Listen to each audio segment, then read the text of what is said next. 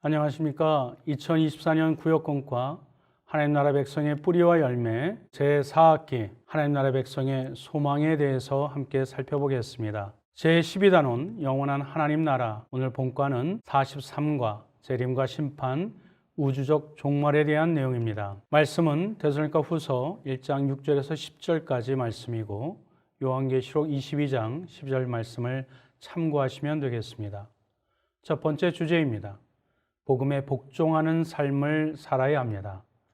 성도가 하나님 나라에 합당하게 사는 기초가 되는 것은 복음으로 사는 것입니다. 사람의 지혜로 배우는 것이 아니라 그리스도의 말씀으로 양육을 받습니다. 하나님에 의해 세움을 받고 하나님의 교훈으로 양육을 받게 됩니다. 이러할 때 심판이나 종말이나 또 여러 가지 많은 환난 가운데 우리가 굴하지 않고 흔들리지 않고 휘둘리지 않고 그리스도의 분명한 복음의 확신을 가지고 그리스도의 영으로 거듭날 때 하나님의 위로와 구원에 대한 확신으로 이 땅에 우리가 승리하며 살게 되는 것입니다.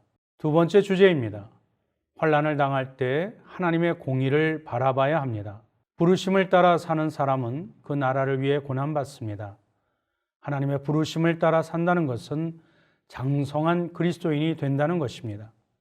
하나님의 부르심을 따라 사는 그리스도인이 될수록 자기 희생을 기쁨으로 감당합니다.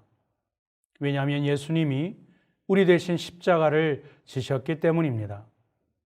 하나님의 부르심을 따라 사는 그리스도인은 자기 희생의 삶을 살며 희생을 자원할 때 거기에 동반되는 수반되는 고통을 기쁨으로 온전히 감당하게 되는 것입니다. 세 번째 주제입니다. 재림 때에 심판이 있음을 우리는 동시에 알아야 합니다. 하나님께서 우리 때문에 영광을 받으시는 때는 우리 삶이 하나님을 기쁘게 할 만큼 성숙해 있을 때입니다. 그리스도인은 그 삶 속에 복음의 능력이 있는 사람, 고난의 흔적이 있는 사람을 의미합니다. 그리고 먹고 마시는 것과 살고 죽는 것까지도 하나님의 영광을 위해 사는 사람입니다. 그러므로 복음의 말씀으로 하나님께 뿌리내려 주님을 위한 고난을 마다하지 않으며 무슨 일이든지 하나님의 영광을 위해 하나님의 부르심을 따라 사는 그리스도인이 되시길 바랍니다. 예수의 재림 때 영원한 형벌 대신 주님을 영화롭게 하는 자리에 우리는 반드시 서게 되는 것입니다. 이제 공과를 진행합니다. 말씀은 데살로니가 후서 1장 6절에서 10절까지 요한계시록 22장 12절 말씀을 참고하시면 되겠습니다.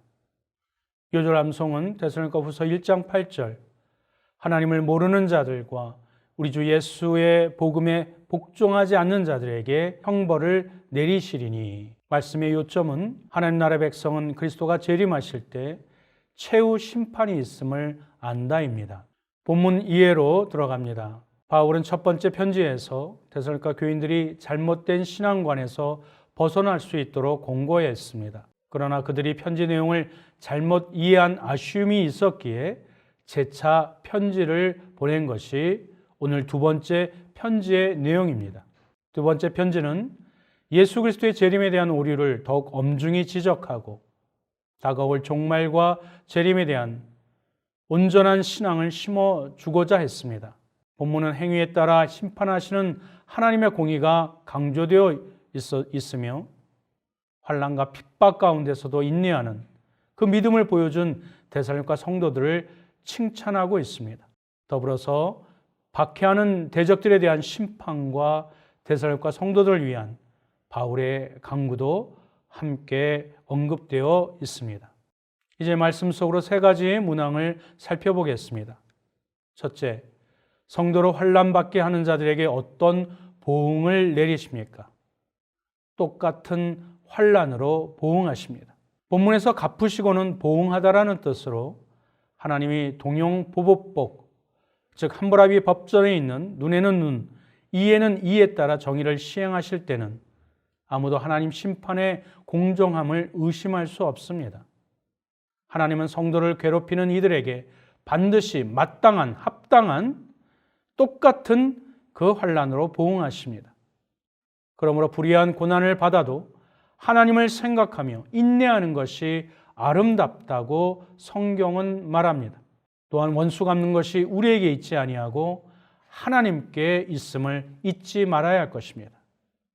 또한 고난을 받은 하나님의 백성에게는 반드시 보상되어야 하는데 이것을 하나님은 의롭다고 말씀하여 주셨습니다. 두 번째, 하나님께서는 어떤 자들에게 형벌을 내리십니까?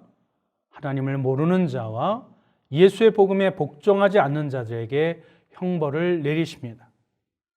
하나님을 모르는 자는 하나님을 모르는 상태가 계속된 사람을 뜻합니다.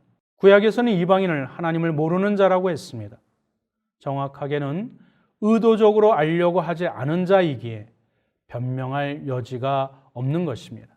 복음에 복종하지 않는 자는 구약에서 복음에 순종하지 않았던 유대인을 뜻합니다. 그러므로 이 둘은 같은 의미로 여기에서는 유대인이나 이방인의 구별 없이 모든 사람에게 적용되어 하나님을 모르는 자와 예수의 복음에 복종하지 않는 자를 하나님은 반드시 형벌을 내리십니다. 세 번째 문항입니다. 성도들에게 영광을 받으시는 날은 언제입니까? 예수 그리스도가 재림하시는, 강림하시는 날입니다. 불신자들에 대한 형벌과 신자들에 대한 보상은 주의 날에 예수님이 자기 백성을 구원하러 오실 때 함께 발생합니다. 주의 날의 시기에 대한 혼란은 데살로니가 교회의 중요한 문제였습니다. 그래서 본문에 나오는 그날에 대한 바울의 묘사는 이 위기를 경감시키는 데 도움이 되었을 것입니다.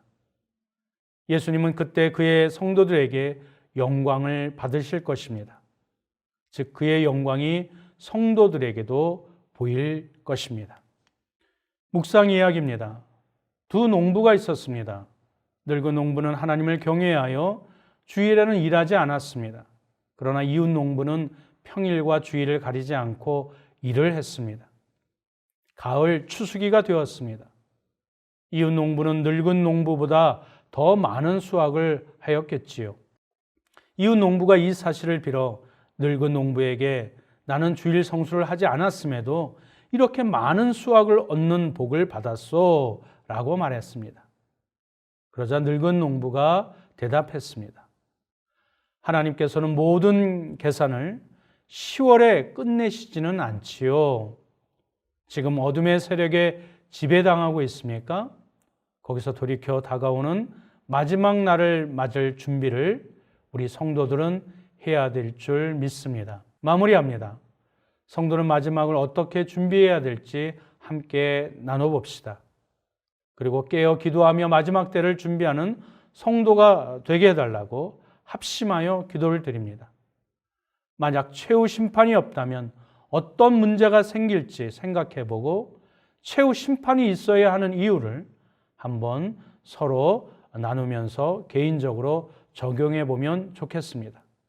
주기도문이나 대표 기도로 회개합니다.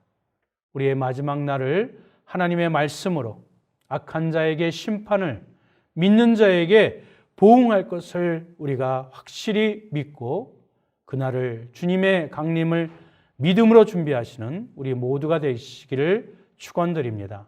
감사합니다.